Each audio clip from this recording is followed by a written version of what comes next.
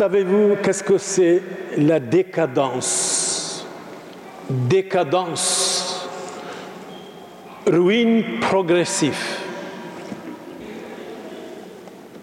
Ruiner quelque chose, ruine progressive.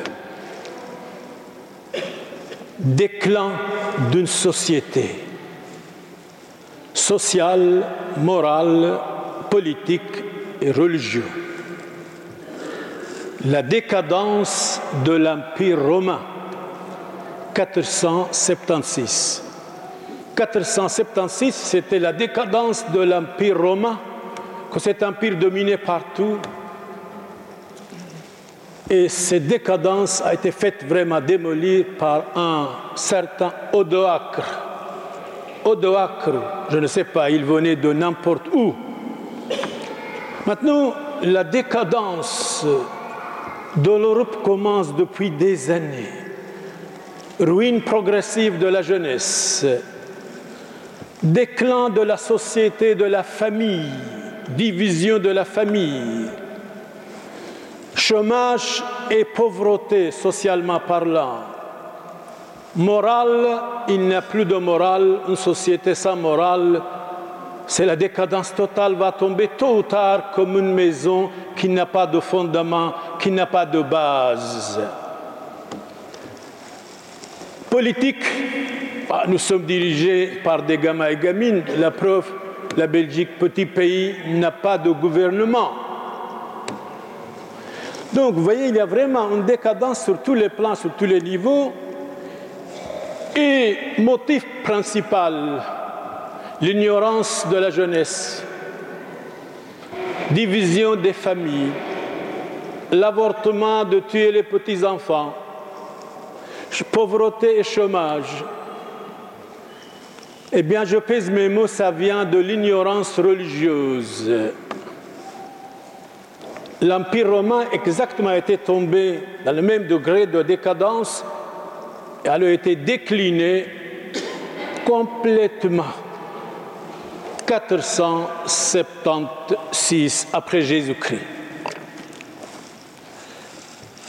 Prenons la parole de saint Paul aux Romains. Encore, c'était l'Empire romain. Saint Paul est venu à Rome de l'Orient, converti directement par le Christ sur le chemin de Damas. Damas, c'est la capitale de Syrie. Syrie, c'est un pays en Orient entièrement chrétien. Saccagé, envahi par l'islam en 635 après Jésus-Christ. C'est-à-dire, après 3 ans, Mahomet est mort, 632 et 635, le pays était envahi par les cavaliers, par les soldats de Mahomet. Et les soldats de Mahomet sont venus en Espagne jusqu'à l'Espagne 711. Donc l'islam n'est pas paix, amour et tolérance. C'est le fléau de l'humanité.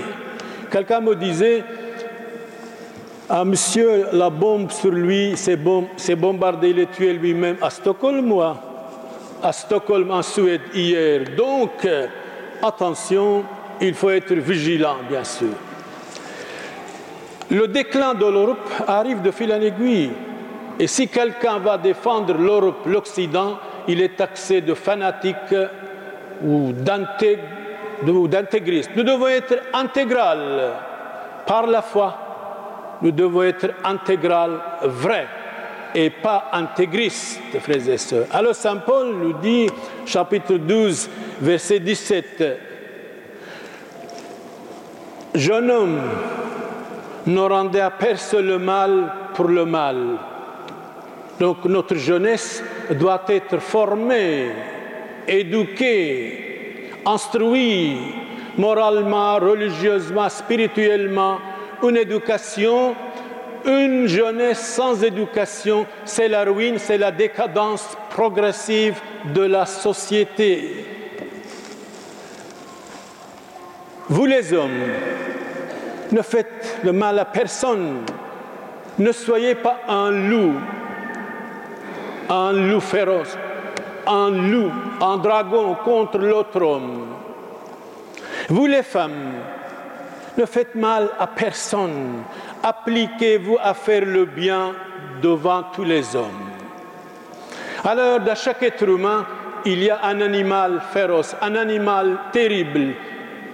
Dans chaque être humain, un animal dangereux quand nous avons de mauvaises habitudes.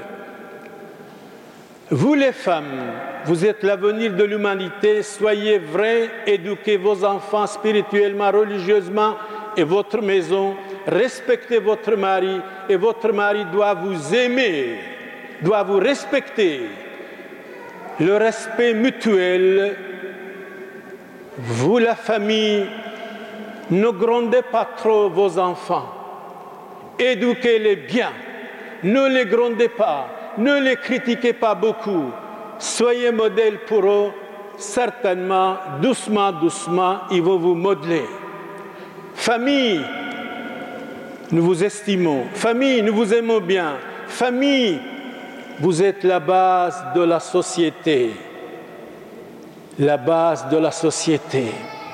Vos enfants doivent être la bénédiction de la société, moralement, religieusement, spirituellement, sur tous les plans, sur tous les niveaux, parce que sont les hommes et les femmes de demain. Instruisez-les civilement, moralement, spirituellement, avec une éducation vraie, une vraie éducation chrétienne et catholique, civilement parlant, religieusement parlant, comme des êtres humains vraiment solides, vrais.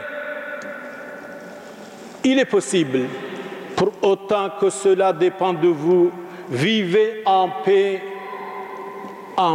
avec les uns les autres. Tout à l'heure, je disais, nous sommes toujours en guerre avec les uns les autres, en dispute, incompréhension, jalousie, critiquer l'autre, montrer l'autre du doigt. Ce n'est pas ni chrétien, ni catholique, ni humain, frères et sœurs.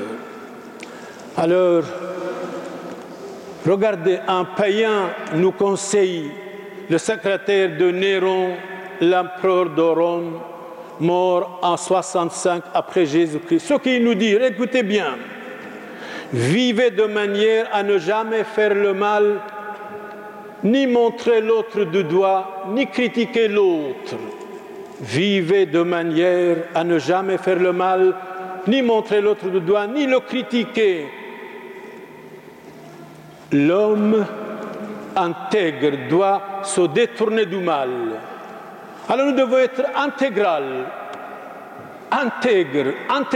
et pas intégriste, pas fanatique, pas intolérant, pas sectaire. Nous devons être tolérants dans le bon sens, bien sûr. Job nous dit ceci, il avait 10 enfants. Les 10 enfants sont morts. Il a remercié Dieu. Dieu lui donne de nouveau tout ce qu'il voulait, Job. Job a supporté, a patienté, a résisté, la patience, la persévérance. Job dit, l'homme est fait en même temps pour travailler, comme les oiseaux sont faits pour voler. L'homme est fait pour être perfectionné. C'est vrai, l'homme est perfectible. On peut perfectionner l'homme facilement. Facilement. Celui qui a dit ça, ce n'est pas pour rien, c'est Descartes. Je pense, donc je suis. Descartes disait, l'homme est perfectible. L'homme intègre doit se détourner tout ce qui est ridicule, absurde et méchanceté.